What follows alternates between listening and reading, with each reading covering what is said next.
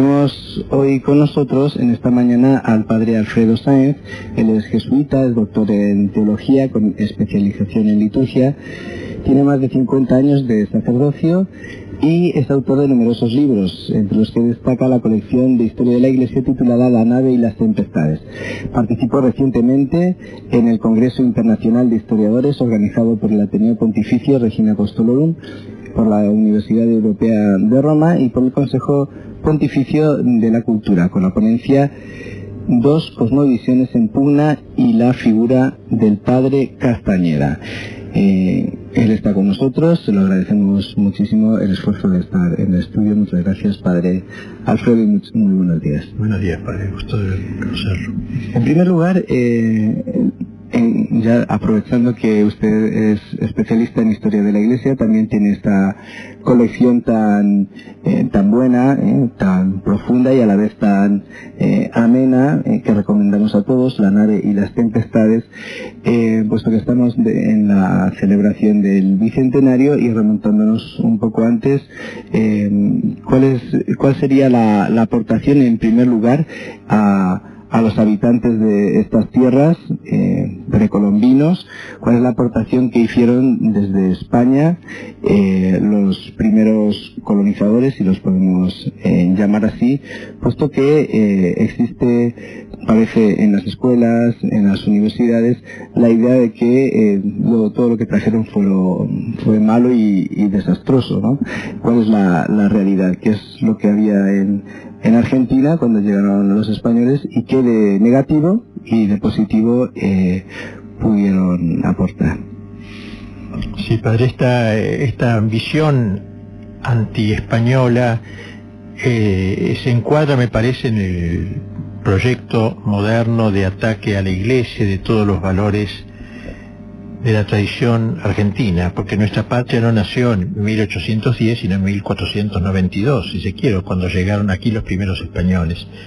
Nosotros hemos recibido esa llegada con verdadera alegría, ya que España nos trajo el don más grande que se puede llevar a otro país, que es la evangelización, la buena nueva, el conocimiento del Evangelio, al cual jamás los indios hubieran accedido por inteligencia que tuviesen, ya que es del orden sobrenatural.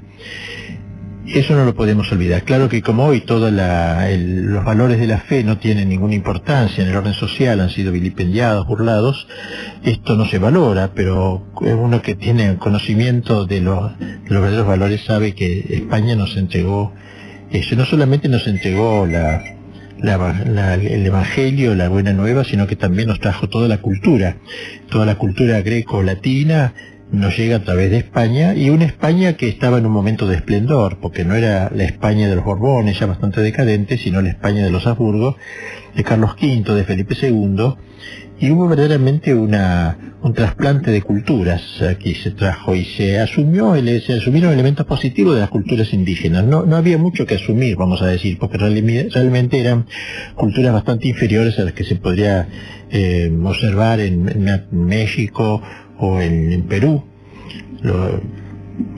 tanto los aztecas o toda esa zona, y tenían una cierta cultura mayor. En cambio, entre nosotros eran indios nómadas, sin vocabulario, sin lenguaje escrito, para nada, así que no sé si es mucho la cultura asumible, pero todo lo que pudieron lo asumieron.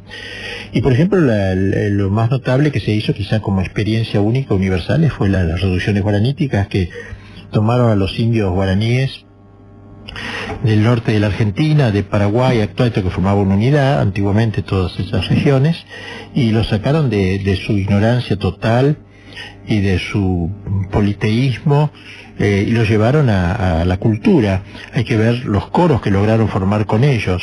Venían a Buenos Aires esos coros a cantar aquí en el Plaza de Mayo, de indios que hasta hacía poco tiempo no sabían más que hablar que guaraní, y uno los oía cantar las obras de Bach, etcétera, y quedaban admirados aquí en Buenos Aires, que no había una cultura así. Incluso viajeros que han pasado por ahí decían que en Europa rara era la catedral que podía presentar coros de ese nivel, con orquestas y todo.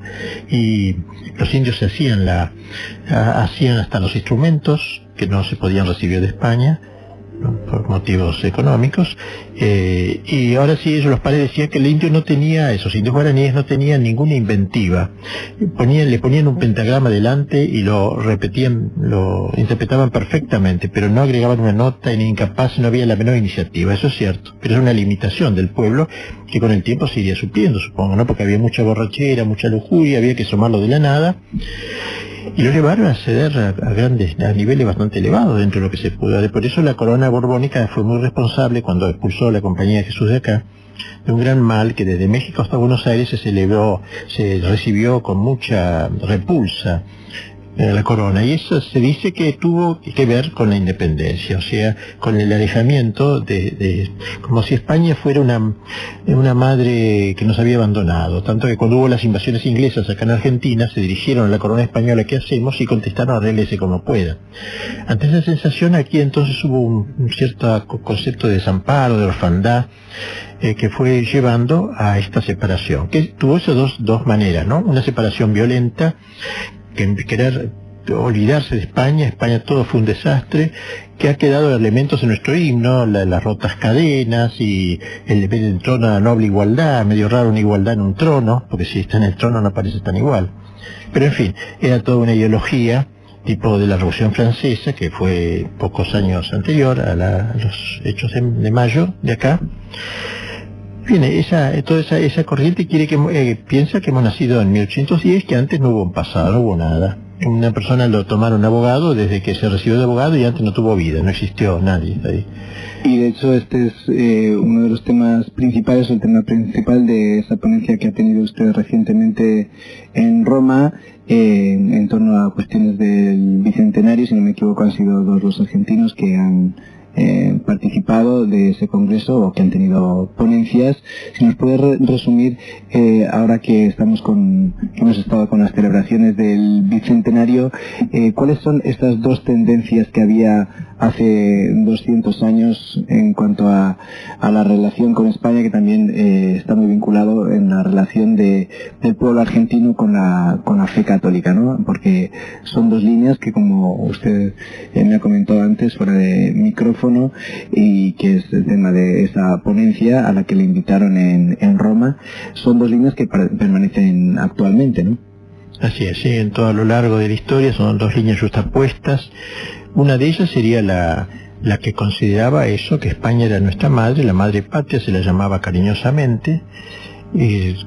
Habría defectos como en todas partes, pero no justificaban, digamos, una separación violenta de España, así que se quería mantener el legado español, la herencia que nos había traído España, y con una cierta autonomía de una corona que ya era bastante, como dijimos, distante, como una madre que un poco había olvidado a sus hijos, una cosa por decirlo así, se veía la situación. Como por un lado entraban los franceses, por otro salían los franceses y entraban los ingleses. En España era una situación muy extraña. Nosotros quisimos ayudar al rey al principio, que estaba detenido en manos de Napoleón, y toda una corriente de los llamados próceres acá, por ejemplo Belgrano, hablaba de que queremos ayudar a Fernando VII contra el invasor de Napoleón. El enemigo era Napoleón, no era Fernando VII. Ahora, cuando España, en vez de comprender eso y agradecer, quiso obviar ese reconocimiento y quiso restaurar el poder inicial, entonces hubo ya la independencia formal. Entonces inicialmente hubo dos líneas: la línea hispanizante, podríamos decir, y católica, representada por Saavedra, que es el militar que comienza la revolución, pero era completamente favorable y amistoso con España, Belgrano. Y luego ulteriormente Juan Manuel de Rosas, que sería el que con más inteligencia, aunque es muy vilipendiado aquí por la historia, precisamente porque es oficial, la historia de que se estudia en los colegios, se lo trata como un tirano. Él entendió muy bien esto y dijo: nosotros no nos quisimos separar de España de ninguna manera. Dijo en un discurso en 1840, por ahí, unos años después de la Revolución de Mayo, sino que quisimos ayudar al rey, pero en vez de entendernos, el rey quiso mandar un ejército para sujetar estas tierras, y entonces ante tanta ingratitud nos tuvimos que separar. En fin, esa línea, entonces Rosas es el que entendió que la Argentina debía ser una nación católica, era hija de España, debía mantener ese legado, y que había que enseñarse de religión en los colegios, y que había que enseñarse la moral a los jóvenes, y que sin eso, bueno, y tanto que de Roma se veía con mucho agrado su gobierno. El nuncio, que no había nuncio en Argentina en aquel tiempo, porque se residía en Brasil, le mandaba cartas elogiosas a Rosas porque hacía quemar libros de que te traían los errores de la Revolución Francesa, etcétera. Aquí fue bien visto. Luego, como fue derrotado y ganaron los enemigos, es una mala palabra en Argentina ahora, pero los historiadores revisionistas de estos últimos 50 años han exaltado su figura, sin decir que era un Carlomagno, San Luis, no era tanto, pero sí fue un gobernante de esta línea hispanizante y católica, claramente. En el otro lado estaba la línea liberal, se podría decir, que miraba con buenos ojos todo el ideario revolucionario, que había sido, como digo, poco antes la revolución, y que quería importar acá las ideas de la revolución, que encontró algunas figuras importantes en Moreno, al cual Saavedra, aquel del otro bando, lo llamaba Robespierre. El Robespierre argentino. Es interesante esa relación con la Revolución Francesa tan directa, porque eran sangrientos, mucho más crueles, porque el pueblo era al revés, más bien se sentía muy cómodo con la otra línea, la línea de Rosa, lo seguía plenamente, el pueblo sencillo, no ideologizado. En cambio, este grupo trabajó en la inteligencia, el pequeño grupito porteño, sobre todo en Buenos Aires, más que en el interior, que era más tradicional, para instaurar estas ideas, tanto que años después diría, no sé si era Mitre, España fue nuestra madrastra, como para decir que no quería que no era la madre, era una madrastra. Era la otra posición. La madre era la Revolución Francesa, Inglaterra, Estados Unidos, o sea, cambiar de origen. No se puede en la historia hacer eso, pero bueno, lo quisieron hacer a fuego, ¿no? Con fuego y con llamas. Y esto ha vencido la línea que derrotó a Rosas y que derrotó a eso en Caseros, y de ahí en más se ha impuesto en el país esta otra visión, que al principio ha tenido sus matices, porque algunos seguían reconociendo España. Aquí, el Día de la Raza, llamado así el 12 de octubre, fue un invento de un argentino, de Hipólito Yrigoyen, que fue presidente de acá, radical, y que dijo que éramos hijos de España, hizo un gran elogio de España. O sea que digo, a pesar de que una victoria más bien larga de esta otra línea, no del todo unívoca es, ¿no? Este tema de rechazar España así, indigenismo, es muy moderno, es muy reciente, así no se planteó en esos primeros momentos. En fin, esas son las líneas, pero dos cosmovisiones, yo llamé esa conferencia, dos maneras de ver toda la historia antagónicas, ¿no? Y presenté la figura de un tal Rivadavia, que fue presidente de acá y que trajo una reforma eclesiástica del estilo típicamente francés, que encontró el rechazo de los mejores católicos argentinos, un sacerdote, el padre Castañeda, un franciscano muy cómico en su hablar, muy inteligente, muy bien formado, y que habló de todos estos temas que aquí sería largo ya que exponerlo. Y bueno, digamos que en estos últimos 200 años esa línea más relacionada con Francia, ¿no? ¿Qué cosas positivas y qué antivalores ha traído al pueblo argentino, ¿no? Porque esto deja una huella, ¿no? En lo que es la Argentina actual. Sí, ha dejado consecuencias. Una consecuencia quizás es al menos valorar la tradición. Me parece que siempre eso es algo que tanto una persona como una institución resulta hiriente, digamos, y demoledor, ¿no? Porque no tener el renunciar a los padres, ¿no? Y no considerar la historia como una continuidad, no queda impune, me parece, en el modo de pensar. Algunos elementos positivos trajo, una especie de educación más generalizada, quizás, pero claro, si como los libros, ¿no? Pero si los libros son malos, casi mejor. Como decía un padre argentino castellano, y decía, yo si tuviera un hijo, lo compraría un caballo y lo mandaría al campo, como para librarlo de este tipo de escuela enciclopedista que se instauró. Pero bueno, trajeron algo de eso grupos liberales, pero no sé, yo creo no me animo a valorar muy positivamente lo que hicieron. Me parece que más bien un trabajo de desintegración progresiva, ¿no? Que ha durado muchos años, con altibajos, con algunos, no de manera rectilínea.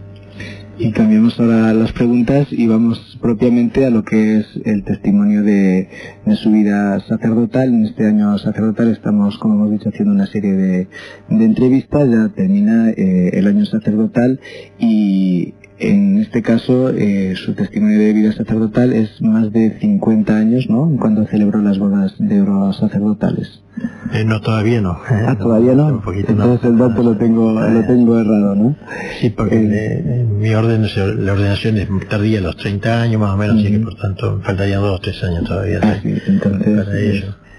Cerca de 50 años. Si nos puede comentar un poco cómo surgió su vocación sacerdotal. Sí, surgió en un momento de bastante esplendor de mi patria, de Argentina, relativa en todos en estas coordenadas que hemos visto antes, pero fue un momento de cierta euforia espiritual, religiosa. Aquí había un grupo muy interesante que se llamaba los Cursos de Cultura Católica en aquel tiempo, 1840 por ahí, 30-40, que fue después de un Congreso Eucarístico Internacional, que fue en el 34, que vino el cardenal Pacelli como delegado, que fue futuro Pío XII, y quedó admirado, dijo que nunca había visto una cosa igual en Buenos Aires. Fue un momento de cierto esplendor intelectual. Esos cursos de cultura formaron unas generaciones de personas muy preparadas en filosofía, en teología, en historia, en música, en arte, en varios elementos. Eso desapareció o se convirtió luego en lo que sería la Universidad Católica en sus primeros comienzos. Pero había un movimiento muy activo aquí cuando yo era chico de la Acción Católica, pero era una Acción Católica, digamos, no sé cómo decir, mucho más militante que la de hoy. Yo tendría 12 años, 15 años, recorríamos las calles gritando. Me acuerdo, yo ni sabía lo que decía, que ACA, Acción Católica Argentina, ACA, una ley, viva Cristo Rey. Y le pedíamos la ley de enseñanza religiosa, justamente que el laicismo la había quitado con esta línea liberal triunfadora. O sea que desde chicos entramos en una militancia que no sé, yo la añoro mucho, no veo ahora eso reeditado, salvo en grupos más reducidos, pero eso era bastante más masivo. De ahí salió un montón de vocaciones. Es que parecía obvio que saliese, ¿no? De un ambiente así generoso, apostólico, ardiente, un catolicismo militante. Salieron grupos, numerosas vocaciones, los seminarios llenos, etcétera. Luego vino una crisis que todos conocemos, ¿no? Y entonces yo cuando me ordené ya la crisis estaba instaurada. No con tanta virulencia como hoy, había habido deserciones, pocas vocaciones. Entonces orienté mis primeros años por instigación de un gran sacerdote llamado el padre Echeverri Boneo. Me dijo: padre, ya que hay tan pocos seminarios y yo tengo vocaciones, no sé dónde mandar, ¿nos anima usted a empezar un seminario que dé garantías, etcétera? En un momento sí que había defección, no sé, muy pocos seminaristas en los seminarios y doctrinas bastante deleterias. Y entonces ahí comencé una obra en Paraná con un grupo de sacerdotes amigos, y bueno, fue un seminario importante en su momento. Tenía 140 seminaristas, los demás seminarios tenían 20 o 30, o sea, y iban de todo el país y del extranjero incluso a ese seminario. Eso fue la obra más linda que he hecho en mi vida, a mi gusto, aunque fue bastante bombardeada por motivos que son de suponer. De ahí han salido 120 sacerdotes, o 100, sí, por ahí más o menos, que en general muy pocas defecciones, siempre alguna, porque en el colegio apostólico hubo una, ¿no? Nada menos que con Cristo, Judas, ¿no? Así que en una proporción pequeña es tolerable, pero no en las grandes que uno ve a veces en otras partes. Así que hubo algunas defecciones, pocas, y han salido buenos sacerdotes, lo cual me siento con cierta paternidad, y ellos así me consideran.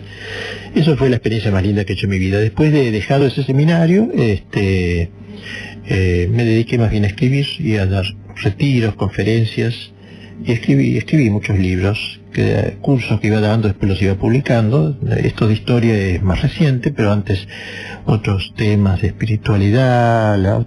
Tengo 8 tomos sobre las parábolas del Evangelio interpretadas por los padres de la Iglesia, que era una interpretación muy noble a veces la exégesis moderna es demasiado racionalista, demasiado arqueologizante y muy poco piadosa, espiritual.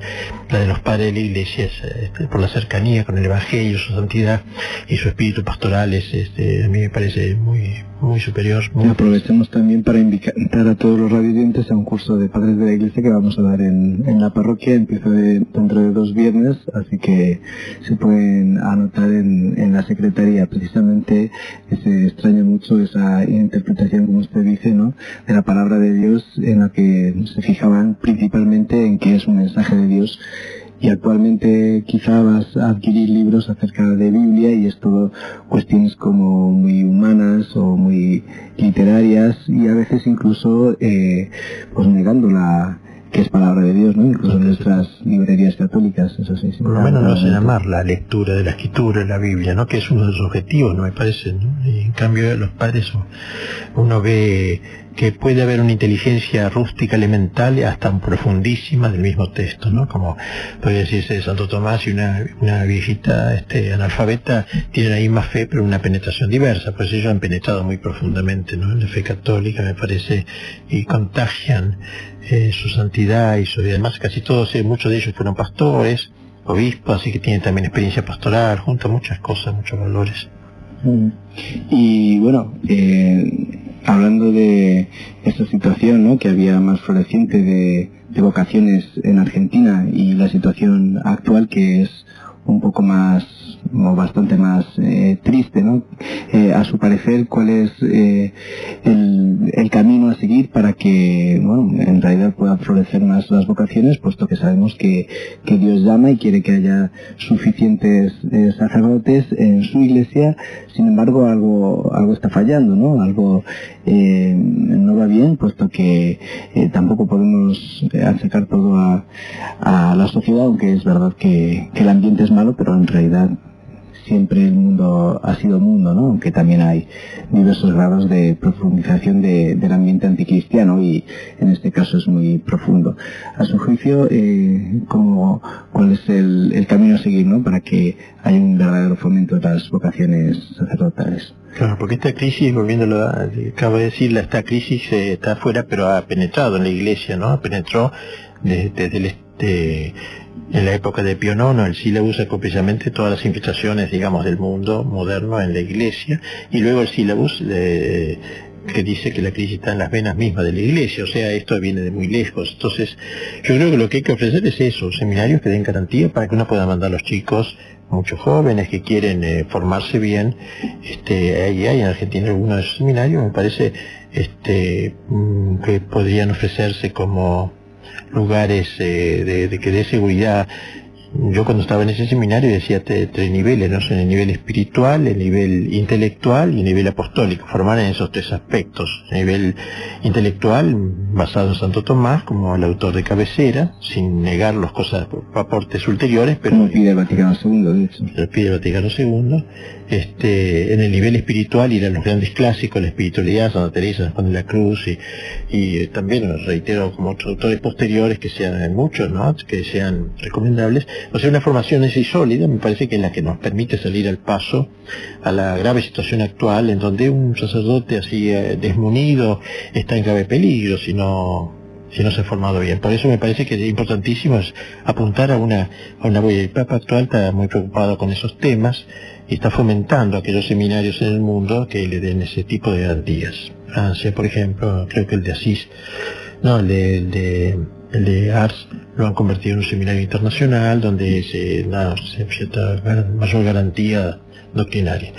Yo creo que eso es lo fundamental, ¿no?, formar, y después en el campo apostólico, el celo apostólico, formar a los seminaristas en el apostolado, pero lento, digamos, porque ellos son, ante todo, se forman para sacerdocio, y si atienden algo afuera, no es para asumir todos los problemas que se presentan, sino algunos aspectos, catequesis, algo así, un día por semana, pero también ir desplegando el celo apostólico, que para los sacerdotes es algo tan fundamental, no puede inventarse de la nada, sino que debe irse creando en el seminario.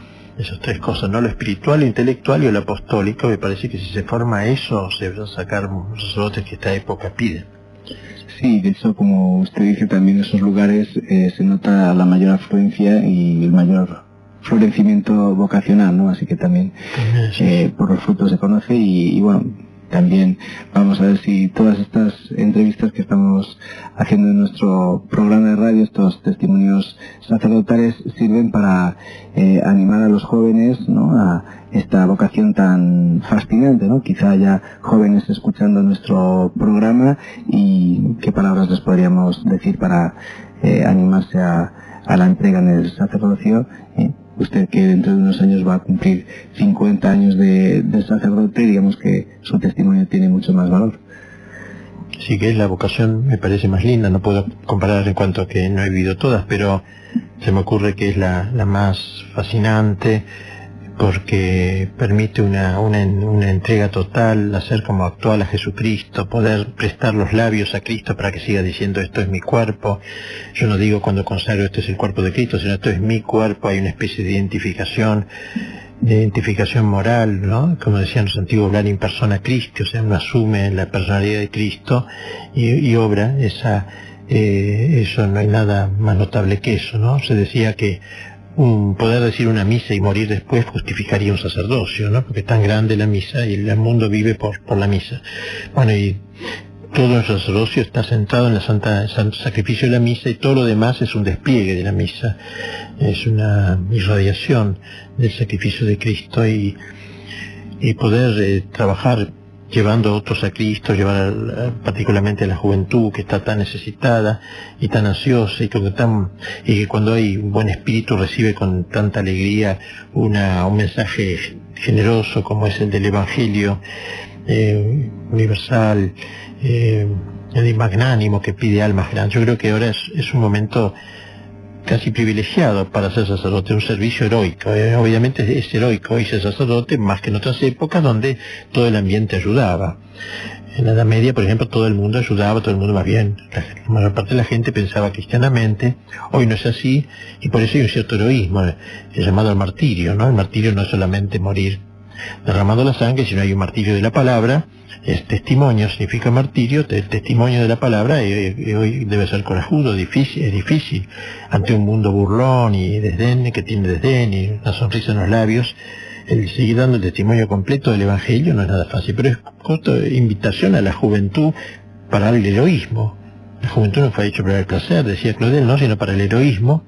Y bueno, el sacerdocio entendido con la entrega total es así, un llamado claro al egoísmo y al heroísmo y a la magnanimidad, al más grande, que no se sumerge, no se ahoga en vasos de agua, sino que quiere imitar el corazón de Cristo, mi corazón semejante al vuestro, ¿no? Corazón grande como el de Cristo, donde cabe todo el mundo. Eso es llamativo, para la juventud es atractivo. Creo que el joven puesto ante esto, y obviamente si la gracia de Dios lo llama al sacerdocio, sentirá en el sacerdocio una plenitud de vida incomparable. Su celibato no será un llanto permanente, al contrario, será un desposorio místico, un matrimonio. El sacerdocio tiene un elemento nupcial, uno se desposa con Jesucristo, que es como el esposo del alma, para poder que Cristo uno lo fecunde en las buenas obras, en el cielo apostólico, en la ganada de las almas para Dios. Es algo fascinante, espléndido. Si no aparece así es por culpa nuestra, de los sacerdotes, que no somos fieles a nuestro ideal, pero en sí es algo grandioso. Muchísimas gracias, Padre, por su testimonio sacerdotal, también por estas lecciones de historia tan clarificadoras en este momento y en estas fechas del bicentenario. El Padre Alfredo Sáenz es jesuita, doctor en teología con especialización en liturgia. Dentro de poco cumplirá sus bodas de oro, 50 años sacerdotales, y es autor de numerosos libros, entre los que destaca la colección de historia de la Iglesia titulada La nave y las tempestades, y también los comentarios al Evangelio, digamos, de los Santos Padres, ¿no? Muchas gracias por haber estado con nosotros en el estudio, y ojalá que esas palabras, ya concluyendo este año sacerdotal, pues puedan servir para un florecimiento de las vocaciones sacerdotales. Dios quiera que sí. Muchas gracias, Padre, por la cordial invitación.